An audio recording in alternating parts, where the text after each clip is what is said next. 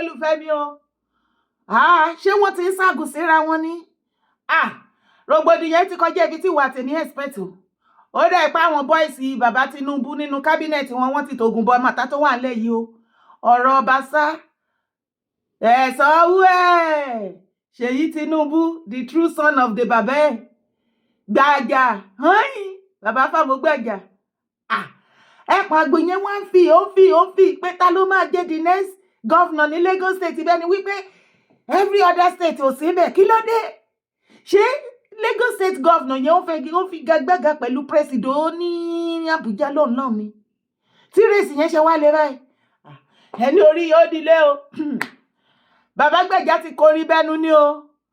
Nígbà tó rí ohun tó ń ṣẹlẹ̀ sí Mudashiru Ọbaṣá ló bá ní àṣẹ bí ilé ayé ṣe rí lélẹ́yìí. Ṣe mọ̀ pé òun náà dẹ̀ ṣì ń jẹmù lálọ́ as a chief of staff to the president l'Abuja. Bàbá Gbàjà bá pariwo síta. Ó ní ẹ wá o. Gbogbo yín tẹ́ lọ pariwo wípé mo ní mo fẹ́ di next governor Lagos State, irọ́ ni wọ́n pamọ́ mi o. Ọmọ oró. Ọmọ oró. Bàbá Gbàjà ló bá tariwo ìbọnù. Ló ń pé gbogbo àwọn èèyàn jọ pé ẹ wá gbọ́ bẹ́ẹ̀ bá ti gbọ́ bí ẹ máa bá mi fọ́n káàkiri àgbáyé. Ẹ jọ gbogbo ọmọ Yorùbá gbogbo lásgídí òun ò sọ wípé òun fẹ́ become Lagos State governor. So that nǹkan tó ṣẹlẹ̀ sí Mudashiru wàláhì kò ní padà ṣẹlẹ̀ so. Wọ́n bá lọ yọ nínú chief of staff to the president yẹn. Ilẹ̀kùn mu lọ́wọ́ nìyẹn. Ó bá pariwo. Olóhùn ò sọ bẹ́ẹ̀ o. Àwọn èèyàn ni wọ́n ń gbẹnu òun sọ. Ṣùgbọ́n kọ́ má believe wọn o. Ṣé rí ipò kan tí bàbá Tinubu wọ́n mọ̀ òun dáadáa tó fòun sí? In fact, iṣẹ́ gan ti fẹ́ yí òun lórí bẹ́ẹ̀. Báwo ló ń ṣe fẹ́ kó iṣẹ́ yẹn àtẹlé kó papọ̀ irọ́ ni? Ẹjọ́ bẹ́ẹ̀ ni wípé tó bá become next Lagos State governor, ṣé òun náà ló tún máa ṣe chief of staff ní táwa kó iṣẹ́ chief of staff to the president join the governor state? Ẹ lọ gbogbo wa la mọ̀ ọgbọ́n ká fẹ́ràn sẹ́nu ká wá tì. Ṣùgbọ́n èmi gbé ti yín. Ìbùkún ni fọ́mọ̀dọ̀ náà tó fọgbọ́n ṣe. Gbàjà yà tètè fi ọgbọ́n ṣe títí ẹ̀. Ó tètè correct títí ẹ̀ kó tó di gòbe bíi ti Ọbaṣá. Obasa's political career over as Tinubu blocked meeting access. Constituents disown impeach speaker. Wàláì, èèyàn Honorable Miranda, deputy speaker Ọbaṣá Mudashiru, wọ́n ti ṣe swearing fún. As a matter of fact, ó ti bẹ̀rẹ̀ iṣẹ́. Ó tán. Ṣó wá fẹ́ gbọ́? Mudashiru Ọbaṣá fúnra lára ẹ̀. Wọ́n ti tilẹ̀kùn mọ́pá sílùú òyìnbó. Ṣé Amẹ́ríkà ló wà bí Canada ibo?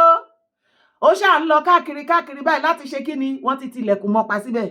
Ìdí ni wípé bí mo yé bẹ́ẹ̀ sọ̀rọ̀ ìyá ọmọ ìyá mi. Tẹ́ bá láìkì Mudashiru Ọbaṣá ẹ sọ fún mi. Èmi náà mọ̀ ipa ti wà wí ẹ̀ níwèé ṣá. Àwọn EFCC ń dúró de ní airport o. Tó bá ṣe ń láǹdè báyìí tó ń gbé pálí ẹ̀ tí àwọn custom náà àbí kí ni àwọn controller tó bá ti gba pálí lọ́wọ́ ẹ̀ báyìí tó ò pé àwọn EFCC ó di kálọ́ ó dàbọ̀ ire gbàngbà jẹ́ wá gbé ẹ̀ débẹ̀ kí n tó wá fún ẹ ní fídíò ibi tí Gbàjà ti pariwo síta ọmọ ọgbọ́n bó bá jẹ́ wọn náà ṣé ò ní ṣe jù bẹ́ẹ̀ lọ wà wá rí nǹkan tó ṣẹlẹ̀ sọ́baṣá wà tún ìlò fẹ́ tẹ́rí sí. Àfọ̀gbọ́n ọlọ́gbọ́n ṣọgbọ́n kò jẹ́ kápá àgbà ní wèrè. Learn from Gbàjà. Mudashiru Ọbaṣá, the impeached Speaker of the Lagos State House of Assembly, find himself made in deep political and legal troubles. Kí ló lọ fọ́lìdé fún? Kó tó dé wọ́n ti sọ̀rọ̀ àná di bá mi mọ̀ lọ́wọ́. Deputy ẹ̀ lẹ́yìn ẹ̀ next person òun náà gbé síbẹ̀. Ilé ayé lórí yẹn, ìwà ẹ̀dá lórí yẹn, politics lórí yẹn, Yorùbá lórí yẹn, kò síbi tí ṣe ò sí. Ipò kan lọ fún holiday lásán, ìgbà ẹ̀nà wá wọn pé gbogbo nǹkan tó ń ṣe àwọn tí wọ́n nu ẹ tipẹ́tipẹ́ kò gbọ́, ó yá kó tó dé, wọ́n ti da ẹja burúkú sínú ibú, wọ́n mú ibú, wọ́n rú gbùgbùgbùgbù ìwọ láyé ẹ̀. Wá máa gbọ́. Following his dramatic ousting on Monday, January 13, for alleged gross misconduct and abuse of office, Obasanjo's effort to regain his footing appear futile. wọ́n ti gbogbo ọ̀nà tó fi lè rí bàbá Tinubu block gbogbo àwọn tó lè rí láti rán sí bàbá Tinubu block wo ó jẹ́ kẹ́kọ̀ọ́ lára wọn kó tó bá fẹ́ become one of bàbá Tinubu political son or daughter ṣó o lè kiri òrí nínú òrùn burúkú kó má yọ àwọn nǹkan tó lè ṣe tó lè fi qualify nìyẹn o ṣó o lè kiri iyọ̀ nínú òjò kó má domi ṣé o lè gbé màálùú gba ti ojú abẹ́rẹ́ nídù tó bá ti lè ṣe mẹ́tẹ̀ẹ̀ta successfully o qualify ṣùgbọ́n tó o bá ti lè ṣe kankan má dábàá o má tẹ̀rí sí o kí ọ̀rọ̀ mi kó lè yé yín ó yá wa lọ wo fídíò yẹn. kò tí ì ṣẹlẹ̀ tó àní àbíyá tó kú ó yìí jìnnà ọlọ́run bá dẹ̀ mẹ́rin tó máa wà ń bẹ̀. iṣẹ́ tẹ̀mí ṣe lọ́wọ́ iṣẹ́ tí kò sítà. Gbàgádà. mi ò lè ṣe tó ọṣẹ́ yẹn ti pọ̀jù. màmá ọjọ́ ọ̀rọ̀ gómìnà. ó ti o àti tẹ̀sí jẹ. ẹ má máa jẹ gómìnà máa jẹ gómìnà. Ó kájú ẹ̀. Mo kàn ṣàlàyé fún yín pé gbogbo bọ́tà yẹn níta lórí òfurufú lórí íńtánẹ́ẹ̀tì gbogbo rọ́tọ́ ń pa gbogbo àbòsí gbogbo rọ́ tí bọ̀sá fi ṣe báyìí tí bọ̀sá fi ṣe báyìí tí bọ̀sá ọ̀sán débi pé pírẹsidẹ́ǹtì rẹ̀ àti Bọ́lá Ahmed Tinubu tó mọ̀ èmi ló lè mọ̀ mí dáadáa wọ́n láti sọ níta bàbá ẹ fi ọ̀gbọ́n ní ilé ẹ̀ lórí ìbílíbi nínú ẹ̀.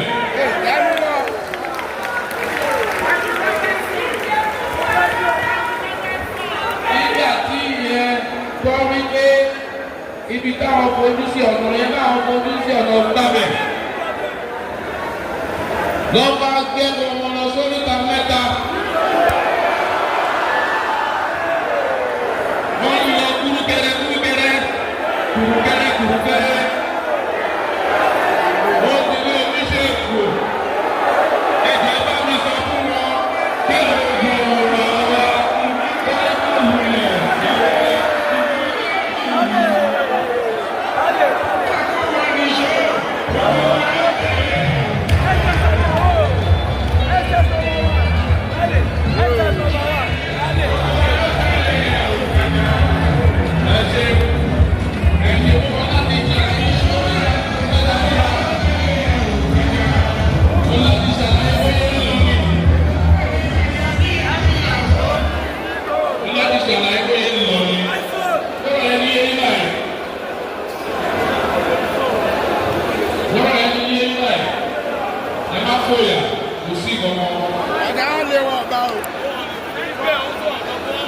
Àwọn tó mọ̀ mí àfẹ́tí ò bá lẹ́nu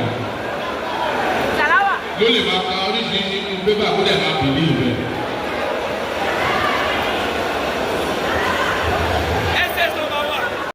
ṣó ti rí pé Gbàjàgbọ́n ṣó ti rí pé Fẹ́mi Gbàjàgbọ́n ìyẹn chief of staff to the president tó wà l'Àbújá ṣe rí bó ṣe fi gbé hánu ó ní bàbá Tinubu gan tó jẹ́ bàbá wọn tó kó wọn sábẹ́ tó ń control wọn ó lọ́mọ òun dáadáa o the fear of Tinubu is the beginning of wisdom fún gbogbo àwọn boys ẹ̀ ọmọ kí ló fẹ́ fi kún Fẹ́mi taruwo bọ́nú pẹ̀lú speaker báruwo ṣe pọ̀ tó ń bẹ̀yẹn bóyá rí báruwo yẹn ṣe bó ṣàrùn bí ariwo ṣe ń lọ sókè lòun náà mú voice ẹ̀ ló ń lọ sókè pé ṣé ẹ máa gbọ́ mi èmi ò ṣe bíi ti Múdàṣírò mo ti gbọ́n àní mo ti gbọ́n mi ò ṣe yẹn sẹ́ èmi ò bá wọn sọ wípé mo fẹ́ di gọ́vnà Ṣèyí mi ò bá wọn sọ o bàbá Tinubu mi ò sọ o sanwó ẹ̀ chief of staff tẹ́mi wà mo wà ókè o.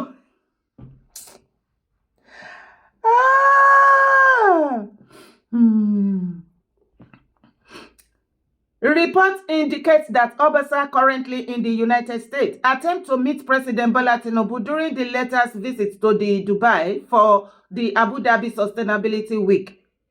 However, his request for clearance was reportedly denied, further isolating him from the political corridors of power. Ohun tó ń jẹ́ kó yé wa ń bì nísìnyí pé gbogbo ọ̀nà tí Mudashiru Obasa tó fi lè connect mọ́ bàbá Tinubu láti lè sọ pé kó paná gbogbo wàhálà yìí, gbogbo ẹ̀ ni wọ́n ti block. As a matter of fact, ó yẹ kí wọ́n lọ sí Dubai, kí wọ́n lọ ṣe weekly whatever tó bá fẹ́ ṣe mẹ́. Ó dẹ̀ ti pè wọ́n pé kí wọ́n clear òun o, kóun lè ní opportunity láti lọ bẹ̀ torí bàbá Tinubu dẹ̀ pọ́n máa wà ń bẹ̀. A lè lo opportunity yẹn láti rí bàbá fúnra wọn. Ìgbà tó yẹ pé gbogbo àwọn tó lè connect mọ́ láti bá bàbá sọ̀rọ̀, gbogbo àwọn yẹn náà wọ́n ti tilẹ̀kùn pa, wọ́n ti yọ kọ́kọ́rọ́. Wọ́n láwọn boys yẹn náà tún yọ orúkọ ẹ̀ wọ́n clear ẹ̀ ń bẹ̀, so kò ní access láti lọ sí Dubai. Meanwhile, Obasa ṣì wà ní bóyá US àbí Canada, ibo náà ló wà. Gbogbo ibi tó bá ti rí tí bàbá ń lọ sí ní abroad, gbogbo bẹ̀ náà l'Obasa sáré lọ kó ba lè rí bàbá Tinubu, ṣùgbọ́n wọn jẹ́ kó rí wọn o. Ọ̀rọ̀ yẹn ti di woro sí woro, wọ́n ti da gbogbo ẹ̀rú mọ́ lójú. Eba. To add to his woes, operative EFCC are reportedly stationed at Muritala Muhammed International Airport and prepare to arrest him upon his return. EFCC wọ́n dúró lójoojúmọ́ ní Nigeria Airport, Muritala Muhammed Airport. Yo. Obasa sọ̀kalẹ̀ báyìí, ó fẹ́ clear rẹ̀ pẹ̀lú passport báyìí pé ẹ wò mí o, ẹ wò mí fín, mo wọlé láyọ̀, mo jáde láyọ̀, mo dìde o. EFCC ó yá, wọ́n á gbé sínú mọ́tò. Nítorí eléyìí, Obasa gan ya tẹ́pá sí abroad ń bì. Ẹ ti dìkan lára wa náà nìyẹn. Nǹkan tó kàn máa ṣẹlẹ̀ ni wípé ṣówó ṣì wà, ẹ máa nídìí ìwé. Àwọn sísá mi náà pọ̀ ní country tẹ́ bá wà, ẹ má ṣe bẹ́ẹ̀, everybody wo wà okay mọ́ o. The double standard wa Nigeria life àti abroad life ó ń worry everybody. Yes, ẹ má rò pé bẹ́ẹ̀ ṣe ń treat àwọn obìnrin Nàìjíríà lẹ ṣe máa treat àwọn eléyìí wọ́n mọ right wọn o. Ẹ ṣe normal, mo kàn ní kí n bẹ fún yín ni. Ẹ bá rélé tó gbórí dúró tó dẹ̀ ti níwèé, bóyá á dé lè fún yín. Ẹ tètè lọ máa mú shovel. Snow wà níwájú ilé yín, ẹ lọ máa practice bọ́n ṣe kó Mudashiru Obasa lọ gbé ṣe shovel wà nítòsí yín, ẹ bá mi gbé shovel fún kó lọ máa páàkì, kó lọ máa fi ṣe exercise, kó máa practice bọ́n ṣe ń kó snow, toró lè jẹ́ pé iṣẹ́ tẹ máa tètè rí nìyẹn. Ṣé ẹ lè ṣe cleaning? Bàbá Mudashiru, ẹni kì í fi speaker sí ìyẹn lánàá, wọ́n ti yọ speaker kúrò lórúkọ yín. Ṣé aláàjì ni yín? Ẹ wá, ṣé ẹ lè ṣiṣẹ́ cleaning? Ibi tẹ́ fẹ́ clean. Ẹ fẹ́ lọ clean President Lodge. Ẹ fọ́ ni. Toilet lẹ máa clean. Ṣé ẹ lè ṣiṣẹ́ ní lágà? Warehouse job. Torí tí bá ní pé kẹ́ ṣẹ̀ṣẹ̀ padà lọ sí school kẹ́ lọ máa study pé kíní kankan lè omi ti mú o. Anyway, mo kàn ní kí mú ẹ̀dí àwa náà ní ẹ má tí bú mi jù ẹ̀yin boys wọn o. Insiders suggest that Obasa has delayed his homecoming, fearing imminent detention. Effort to challenge his impeachment has also failed. Okay, ẹ mọ̀ọ́mọ̀ tẹ́ pa síbẹ̀. Ṣé mọ̀ ẹ́ pé ráwọn boys yín wípé ẹ̀ sí ilé, wọ́n ti kó yan yín kéré, ẹ̀ sí lọ́jà, wọ́n ti pàṣọ yín dà. Ará inú ọjà ẹ̀yin speaker ṣe bẹ́ẹ̀ ṣe ń ṣe rèé, ẹ̀yin boys bàbá Tinubu ṣe bẹ́ẹ̀ ṣe ń wúwa rèé. Ẹ wá ní káwọn boys àdúgbò ẹ sáré ya owó díẹ̀díẹ̀ fún wọn nínú gbogbo rògbòdìyàn wàhálà yẹn ní àmọ̀tẹ́ bá fún wọn wọ́n gbà. Làwọn náà bá bọ́wọ́ náà bá fòfẹ́ rẹ̀ bọ́ síta. Wípé àwọn fẹ́ protest o, wípé kán má impeach Mudashiru Obasa. Wàhálà wọ́n ti prepare wọn sílẹ̀. Jíde sanwó ẹ̀. Power wa ń gbé power mi. Àṣẹjalẹja ń jẹ sanra nùbú. Ọlọ́run. Wàhálà wọ́n kọ́ àfi bẹ́ẹ̀ nípa ti ń ṣọ́ wọn tẹ́lẹ̀tẹ́lẹ̀. Orí fídíò yẹn náà máa fi hàn ẹ̀ka tó máa lọ.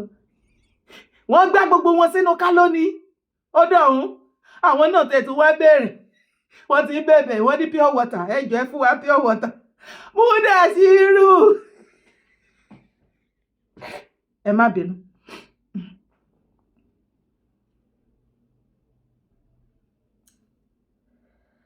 Meanwhile, attempts to rally support from his Agege constituents have failed. Residents claim they have long warned him about his alleged misconduct. Oh, tí mọ̀ Yorùbá. Ìwọ ló ní problem kékeré báyìí. Oh, tí mọ̀ kankan. Hey. Oh. Ibi tó wà lédè ṣó fẹ́ gbọ́. Dissent is brewing Within the Agege chapter of the All Progressive Congress, APC, prominent members have reportedly demanded the resignation of state cabinet officials linked to Obasa. Gbogbo àwọn tó jẹ́ titi ẹ̀ ní area Agege mẹ́yìn tán jẹ́ APC, tán jẹ́ loyalist ẹ̀, gbogbo wọn bẹ́ẹ̀ náà ti sọ fún ó jẹ́ willingly tètè máa resign sí nǹkan tó gbá ẹ̀ dànù. Obasa's once ambitious political movement, Muda Eko Obasa Lagos 2027, nǹkan tó kó bá ayé ẹ̀ nìyẹn o. As disintegrated, party loyalists have withdrawn their support, leaving him politically stranded. Hey! Àwọn oil finger. Ọwọ́ epo làwọn yẹn máa ń là. Yorùbá. Obasa, ìwà Yorùbá náà wò fún ẹ̀yàn. Mo rò pé wàá kẹ́kọ̀ọ́ wàá jẹ́ kó rí pé this time around. Má sọ pé kílé tí mo bẹ́ sọ̀rọ̀ bẹ́ẹ̀ yẹn, age mate ni wá náà, what is it? Mudashiru.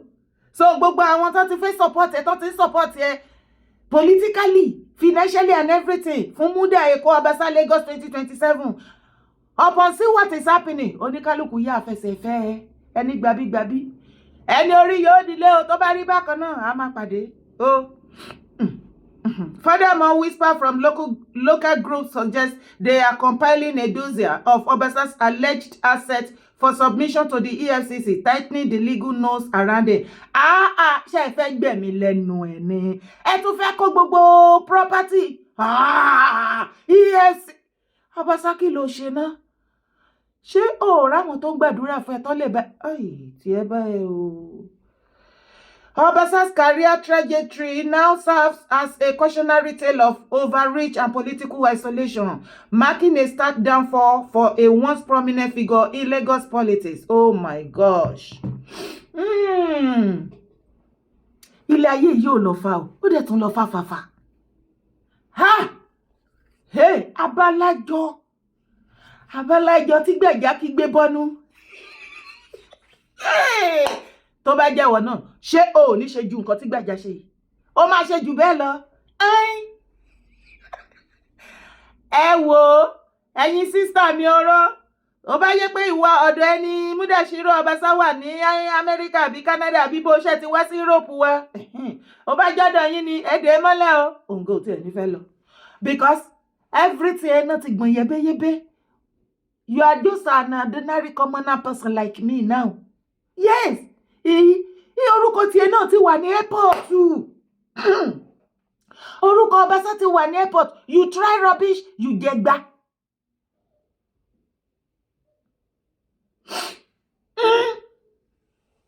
Ó ti rí bọ̀kẹ́ tó máa lọ. Ó ní fídíò wọn náà tí mo tún ìfẹ́ gbé fún yín. Fídíò yẹn náà ní kẹ́wò. Àwọn boys ẹ̀ tó lọ protest on behalf of Mudashiru Obasa. Òun ni wọ́n kó sí kálómi ìròpọ́n tí release wọn ti déètì o. Ẹ pẹ̀lẹ́. Tí fídíò yìí bá dọ́dọ̀ ẹ̀ bá mi pín kó lọ fà tó bá lè bá mi ṣí ètìtì kó dọ́dọ̀ Mudashiru Obasa fúnra lára ẹ̀ kó fi tí ara ẹ̀ gbọ́ commoner person jọ ni wá nísìnyí o. Má gbàgbé láti bá mi like fídíò yìí. Má sì gbàgbé láti bá mi subscribe ó ti máa ń jà jù. Má bínú. Oh yeah, subscribe to my YouTube channel, support my brand. Your comment is very important. Orúkọ tèmi ò yí padà. Yèyé dára kòwé kò ni mò ń jẹ́ ire o. Máa lọ. Fídíò ṣì wà tí mo fẹ́ fi hàn.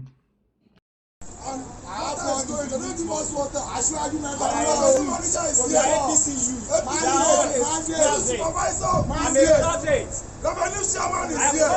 APC leader is here. APC youth.